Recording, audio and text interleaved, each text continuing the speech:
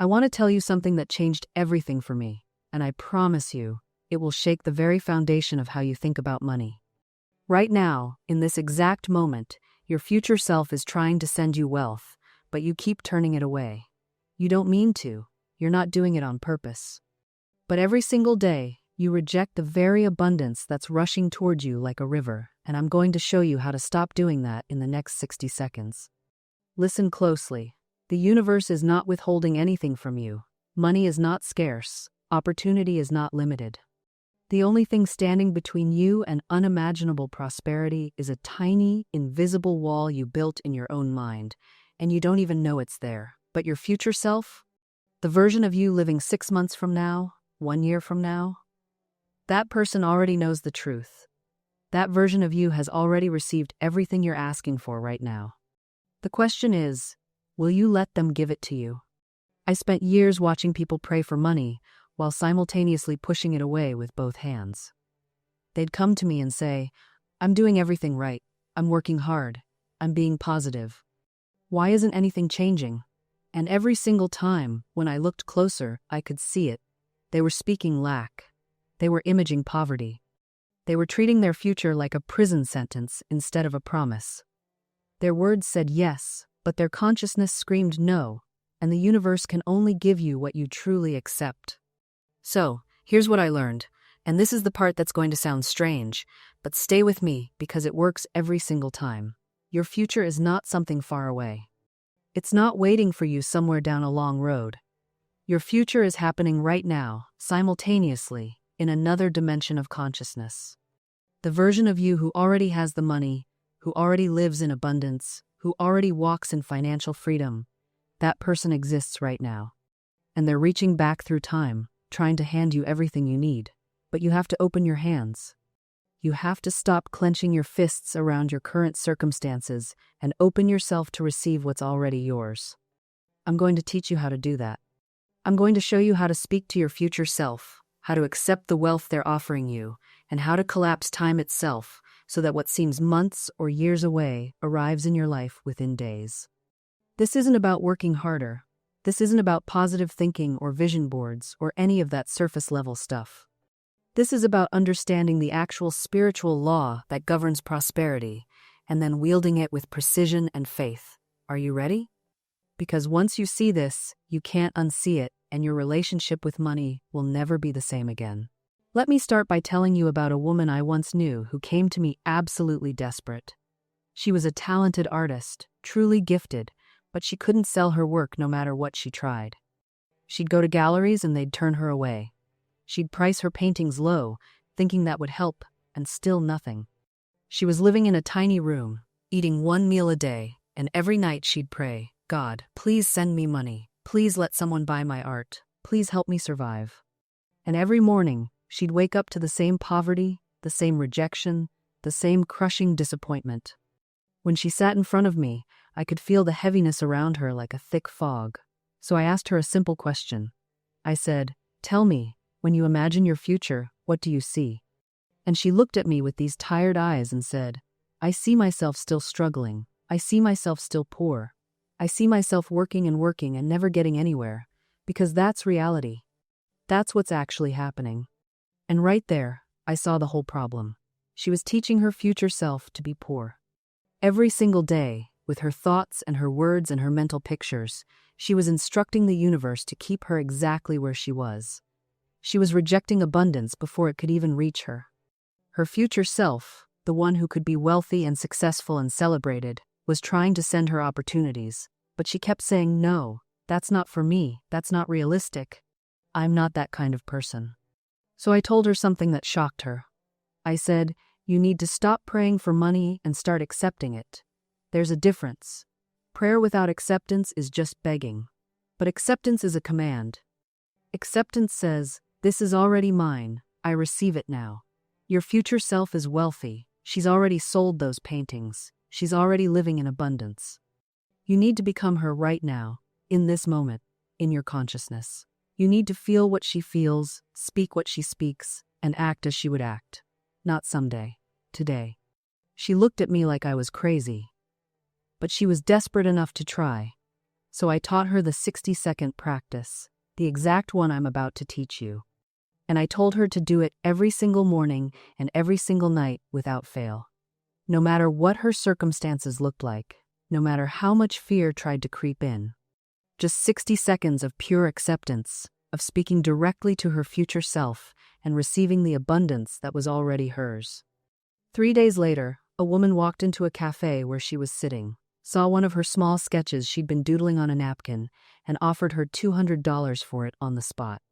1 week after that, a gallery owner who had rejected her before suddenly called and said they'd had a cancellation and wanted to feature her work. Within a month, she'd sold more paintings than she had in the previous 2 years combined. Within 6 months, she moved into a beautiful apartment and was traveling to art shows across the country. What changed? Not her talent, not her circumstances, not the economy or the art market or anything external. What changed was her consciousness. She stopped teaching her future self to be poor and started teaching her future self to be wealthy. She stopped rejecting abundance and started accepting it. And the moment she made that shift internally, everything shifted externally. Now, I know what you're thinking. That sounds too simple. That sounds too easy. How can 60 seconds change anything? But here's what you need to understand about how the universe actually works. The spiritual realm doesn't operate on time the way we do.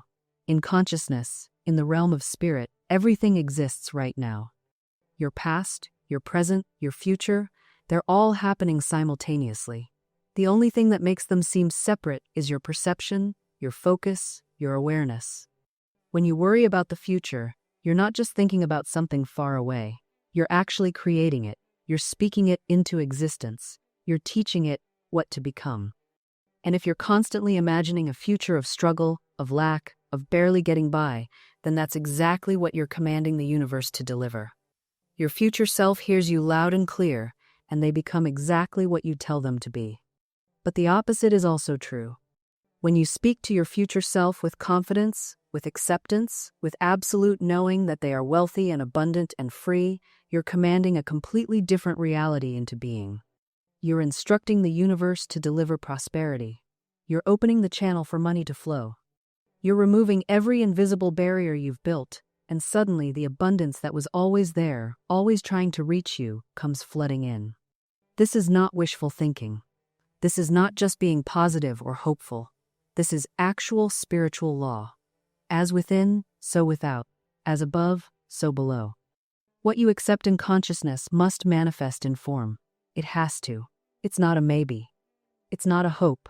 It's a law, as reliable as gravity. The problem is, most people don't actually accept abundance in their consciousness. They hope for it, they wish for it, they beg for it, but they don't command it. They don't receive it with their whole being. I remember watching a man turn down a job opportunity because he said it seemed too good to be true. Someone offered him exactly what he'd been asking for: more money, better hours, work he actually enjoyed, and his first instinct was suspicion. Why would they offer me this? What's the catch? I'm not qualified enough. This will probably fall through. And guess what happened? It did fall through. Not because it was too good to be true, but because he rejected it in his consciousness before it could fully manifest. He taught his future self that he wasn't worthy of good things, and the universe said, "All right, your wish is my command." That's the power you have, and that's the responsibility you carry. You are not a victim of your circumstances, you are the creator of them. Every thought you think, every word you speak, every image you hold in your mind, you're instructing your future self on what to become. You're either accepting abundance or rejecting it. You're either opening the door or slamming it shut, and most people, tragically, spend their entire lives slamming the door and then wondering why nothing good ever comes through. But not you, not anymore, because in the next few minutes, I'm going to give you the exact 60-second practice that will reprogram your entire relationship with money and abundance. This is the same practice that transformed that artist's life. The same practice that's brought unexpected checks, surprise opportunities, and miraculous provision to hundreds of people I've worked with. The same practice that, if you actually do it, will begin shifting your reality within days, not weeks, not months, days. But before I give you the practice, you need to understand 3 fundamental truths about money and consciousness. These are non-negotiable. These are the foundation. If you don't get these, the practice won't work, or it'll work weakly, inconsistently. But when you understand these 3 truths deep in your bones, the practice becomes unstoppable. The first truth is this: money is energy, not paper. It's not coins or numbers in a bank account. It's a current, a flow, a form of divine substance that moves through the universe constantly. It's always circulating, always available, always seeking channels to flow through. When you understand that money is energy, you stop treating it like a scarce resource that has to be hoarded or fought for. Instead, you become a channel. You open yourself. You let it flow to you and through you, and the more you let it flow, the more comes. Most people block the flow without realizing it. They say things like, "I can't afford that," or "money is so hard to make," or "rich people are greedy." And every single one of those statements is a dam. It's a barrier. It's a sign that says, "Money, stay away from me. I don't trust you. I don't like you. I'm afraid of you." And money, being energy, obeys. It goes where it's welcomed, where it's celebrated, where it's expected. It flows toward consciousness that accepts it and away from consciousness that rejects it. The second truth is that your words create your reality. Not just influence it, create it. In the beginning was the Word, and the Word was with God, and the Word was God. Your words are not just sounds coming out of your mouth. They're vibrations, they're commands, they're seeds that you plant in the invisible realm, and those seeds must, by spiritual law, produce fruit in the visible realm. When you say, "I'm broke," you're not just describing your current situation, you're commanding more brokenness to come. When you say, "I'm always struggling," you're guaranteeing that struggle continues. But when you begin to speak as your future self speaks, when you say things like, "I am abundantly supplied, money flows to me easily, I am grateful for my ever-increasing prosperity," you're planting completely different seeds. You're commanding a completely different reality. And here's the key: you don't have to see the money yet to speak this way.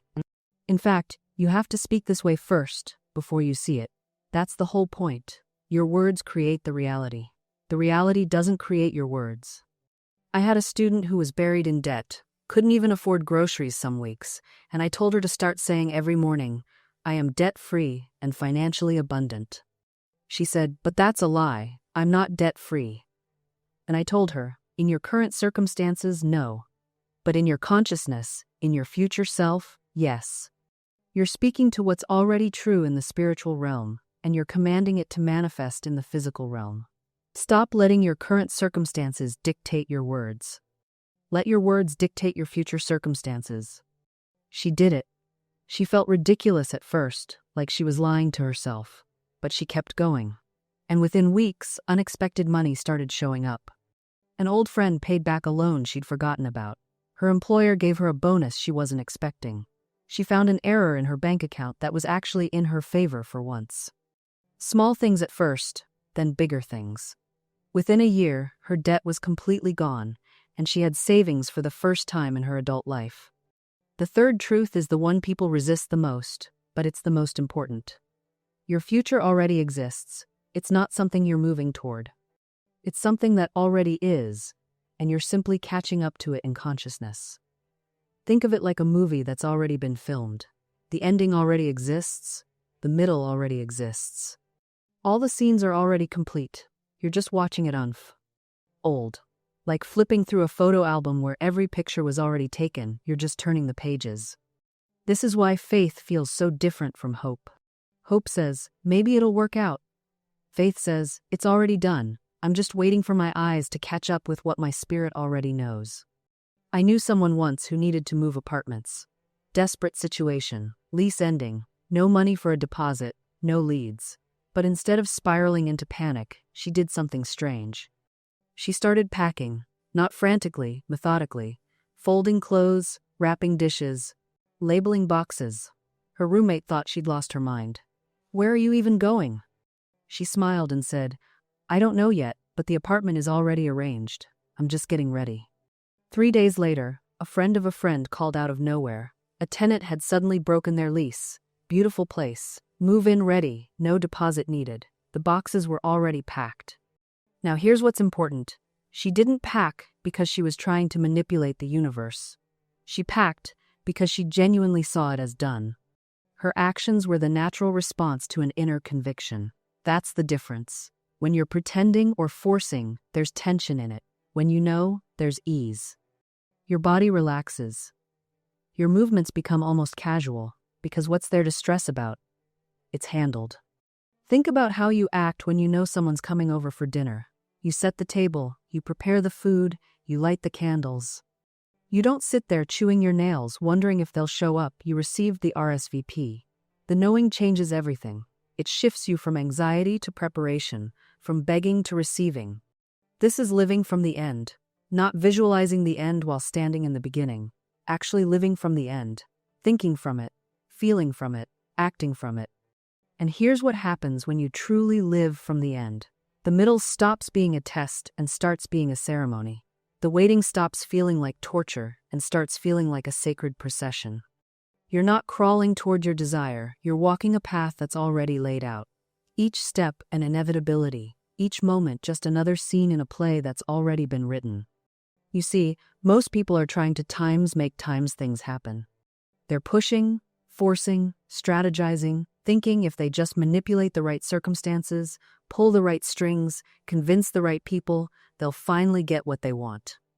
But that's exhausting. That's resistance dressed up as action. When you live from the end, you don't make things happen. You allow them to happen. You become a channel, not a dam. You stop blocking your own good with doubt and fear and micromanagement.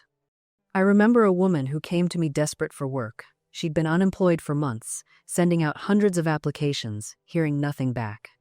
She was frantic, convinced she needed to apply to more places, rewrite her resume for the 1,000th time, network harder, do something asterisk. I told her, stop, you're operating from lack. Every application you send out screaming, please hire me, I'm desperate, is just magnetizing more rejection. Instead, see yourself already employed, not hoping for it, being it. Walk like someone who has meaningful work. Dress like it, feel the satisfaction of it in your bones. She resisted at first. It felt irresponsible, even reckless, to stop the frantic searching. But she tried it. She spent 1 week simply living as if she already had the perfect position. She dressed well, kept a schedule, spent her days preparing for success rather than begging for opportunity. Within 10 days, she received a call about a position she'd applied to months earlier, one she'd completely forgotten about. They'd kept her resume, and suddenly a role opened up that was exactly what she wanted. Better pay, better fit, better everything. Coincidence? Please. The universe doesn't do coincidence. It does resonance. You have to understand, your inner conviction creates outer conditions. Not sometimes, not if you're lucky. Always. It's law. The world you see is the world you are. So when you're living from the end, you're not pretending everything's fine while secretly terrified. You're not doing positive affirmations through gritted teeth. You're genuinely done with the old story. You've already moved into the new one. And here's the beautiful part. When you're truly there, you stop caring about the how and the when quite so desperately. Not because you've given up, but because you know asterisk. You know it the way you know your own name, the way you know how to breathe. There's a relaxation that comes with that kind of knowing, a divine ease that cannot be manufactured or faked. I once knew a woman who was determined to change her financial circumstances. She did everything right on paper. She affirmed. She visualized. She made vision boards. But every single day, she checked her bank account 7 times. She refreshed her email constantly, waiting for the opportunity to arrive. She felt panic every time a bill came in the mail. And one day she said to me, exhausted and frustrated, I'm doing everything you said, but nothing is working. I looked at her gently and said, you're living in the problem, not the solution. You're rehearsing lack, not abundance. Every time you check that account with fear, you're voting for poverty. Every time you panic at a bill, you're casting your ballot for limitation. She didn't like hearing that. Nobody does. But it was true. The shift happened when she decided to treat her current money, no matter how little, with respect and joy. She paid her bills with gratitude, saying, thank you that I have this to give. Money flows to me easily and constantly. She stopped the obsessive checking. She started acting times as if times she was already financially free. And you know what happened? Within 2 months, she received an unexpected inheritance from a distant relative she barely knew.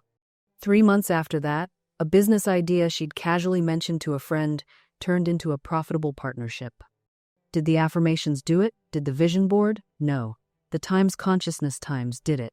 She stopped vibrating poverty and started vibrating prosperity. She stopped living in the Times Wish Times and started living in the Times Fact Asterisk. This is what I mean when I say you must occupy the state. You must live there mentally and emotionally before it can manifest physically. The physical world is always the last to know. It's always playing catch-up to your inner world. So when you find yourself anxious, worried, obsessing over the how and the when, pause, breathe. Ask yourself, asterisk, where am I living right now? Am I living in the wish or the fulfillment? Asterisk. Because here's what happens when you get that answer wrong. You stay in perpetual preparation mode. You keep times getting ready, times to have what you want. You organize your life around the absence of it. You talk about it like it's coming. You plan for when it arrives. You dream about how different things will be once it finally shows up. And the universe looks at you and says, all right, clearly they're not ready. Clearly they still see themselves as separate from this thing. I'll keep it at arm's length until they claim it. This isn't punishment. This is time's law asterisk. You cannot receive in the future what you are not accepting now. Not because God is withholding it, not because you haven't worked hard enough, but because you're standing in the wrong room of your own consciousness. Listen carefully. Every single thing you desire already exists in the invisible realm. It's done. It's finished. It's complete. The moment you had the desire, the fulfillment was created. They are two halves of the same coin. Your job isn't to create it. Your job isn't to force it. Your job is to times accept times it, to step into the version of yourself who already has it, to live from that state. Not as pretend, not as fake it till you make it, but as spiritual fact. I knew a woman who desperately wanted to move to a beautiful home by the sea. She would drive by homes in that area every weekend. She'd collect pictures. She'd talk constantly about when I finally get there and when it happens for me. Years went by, nothing. Then one day someone asked her, why are you waiting? In your mind, why can't you live their times now, asterisk? She started to argue, started to list all the logical reasons, the money, the timing, the market, but then something shifted. She stopped visiting the neighborhood like a tourist. She started walking those streets like a resident. She'd go to the local coffee shop and chat with people, times as if she belonged, asterisk. She'd imagine her morning routine in that space. She'd thank God for her home by the sea in present tense. Within 3 months, an opportunity appeared that was so unexpected, so perfectly aligned, it could only be described as miraculous. What changed? Not her desire, not her worthiness. Her time's state of consciousness, asterisk. She stopped living in the wish. She started living in the fulfillment. And that, my dear friend, is where the power lives. Because when you live in the fulfillment, something extraordinary happens. The universe stops seeing you as someone who wants. It starts seeing you as someone who has. And it rushes to confirm that truth. I once worked with a man who came to me desperate for a business breakthrough. He'd been affirming prosperity for months, nothing. We sat together, and I asked him a simple question. When you speak your affirmations, where do you feel yourself standing? In the wanting or in the having? He paused, then admitted, in the wanting, always in the wanting. So we shifted it. Instead of money is coming to me, he began to declare, I am a channel of divine abundance. Prosperity flows through me now. Not tomorrow. Not someday. Now. Within 3 weeks, an opportunity he'd forgotten about materialized. A contract he'd written off came through. Not because the affirmation was magic words, but because he stopped vibrating lack and started vibrating abundance. You see, your inner speech creates your outer world. What you habitually say to yourself in the privacy of your own mind becomes the blueprint the universe follows. If you're constantly saying, I hope this works, you're building hope, not certainty. If you're saying, when will it happen? You're building, waiting, not receiving. But when you shift to "it is done," something clicks into place. You're no longer begging, you're declaring. You're not asking permission from the universe. You're claiming what's already yours in the invisible. And here's what so many miss. The invisible is more real than the visible. What you can see with your eyes is just the shadow of what exists in the realm of spirit. That's where creation happens. That's where your word has power. So when you speak, speak as though you're addressing the very substance of creation itself, because you are. You're not talking to the walls, you're not talking to yourself. You're speaking to the intelligent, responsive, creative force that turns thought into form. And it's listening. Oh, it's always listening. Every word you speak, every image you hold, every feeling you generate, it's all being recorded and reproduced in your experience. Not someday, right now. This very moment. Because when you step into this awareness, when you truly know that prosperity is your divine inheritance, something extraordinary happens. The universe begins to rearrange itself around your consciousness. I've watched this happen countless times. A woman comes to me, worried about money, speaking words of lack and limitation. I teach her the game. I show her how to speak the word. Within weeks, sometimes days, opportunities appear seemingly out of nowhere. But here's what most people miss. The opportunities were always there. The abundance was always present. What changed wasn't the universe. What changed was her consciousness. What changed was her vision. She stopped looking at what was missing and started seeing what was present. She stopped declaring poverty and started claiming her divine supply. This is the great secret that mystifies the world. You don't attract what you want. You attract what you are. If you are in consciousness of lack, you'll magnetize situations that confirm that lack. If you are in consciousness of abundance, you'll magnetize prosperity from every direction. But I've tried affirmations, you might say. I've said the words, and nothing changed. Ah, but did you believe the words? Did you feel the truth of them in your bones? Or were you just repeating empty phrases while your heart whispered, "This will never work"? Because the universe doesn't respond to your words alone. It responds to the vibration beneath your words. It responds to your faith or your doubt. I remember a man who came to me, declaring prosperity morning and night. Beautiful affirmations, perfect words. Yet his circumstances grew worse, not better. "Why isn't it working?" he demanded. I watched him as he spoke. I listened to the tremor in his voice, the fear beneath his declarations. "You're speaking prosperity with your lips?" I told him, "but cursing it with your heart. You're declaring abundance while believing in lack, and the universe always honors your deepest belief." He was shocked. He hadn't realized how deeply the roots of poverty thinking had penetrated his consciousness. So we worked differently. Instead of trying to convince himself of prosperity, we began to recognize it. We looked for evidence of supply that already existed. The roof over his head, the food in his cupboard, the gift from a friend, the unexpected refund. Small things, but real things. And as he began to recognize the abundance already present, as he gave thanks for what he had, something shifted in his consciousness. The affirmations became real. The words had power because they were rooted in recognition, not desperation. Within 2 months, his income had tripled. I've seen this pattern over and over. When you stop begging and start recognizing, everything shifts. The universe doesn't respond to pleading, it responds to conviction. There was a woman who came to me exhausted from years of affirming prosperity while feeling poor. She'd say the words, but inside, she was calculating how many days until rent was due. Her affirmations were like putting a fresh coat of paint on a crumbling foundation. I told her what I'm telling you now. You cannot fool the subconscious mind.